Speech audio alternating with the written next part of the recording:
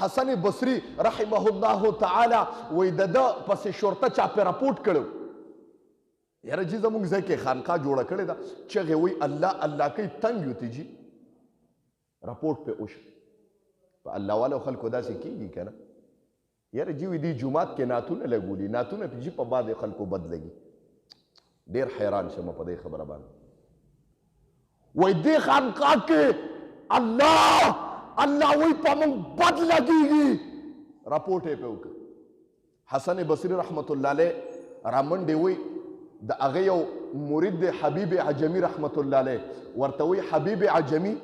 زه راغلی ما پسې پولیس شوی دی زه دې ستا د خانقاه کې پټېږم ښه توجه کوئ خبرې ته ستا خانقاه کې پټېږم او تی حضرت پټ شه که نه چې ور دننه شه دې کې پې شرطه راله چې شرطه پې راله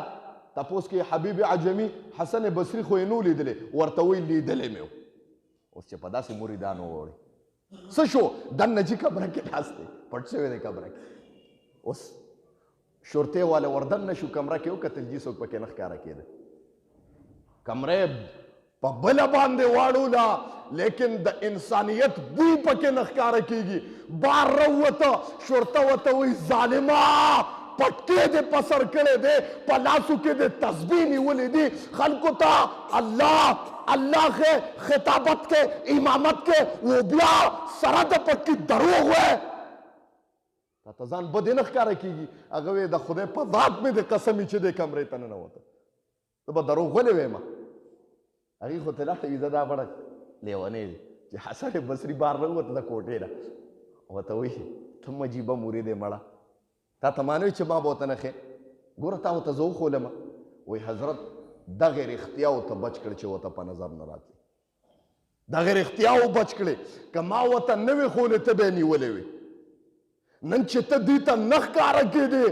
دا رښتیاو په وجه باندې ما زما پیغمبر فرمایلی دي او حضرت زه ستا مرید یم ما تا نه چېرته د دروغو درس اورېدلی نه دی نو زه به دروغ څنګه ووایم حضرت نن که ته بچ کړې د پولیسو نه زما پیغمبر فرمایلی دي الصدق ینجي نن که تا ته نجات میلو شي زما د رښتیاو د وجې نه درته میلو شي دا مو وایي چې زه دې ورته وښودم نو موږ دا دروغ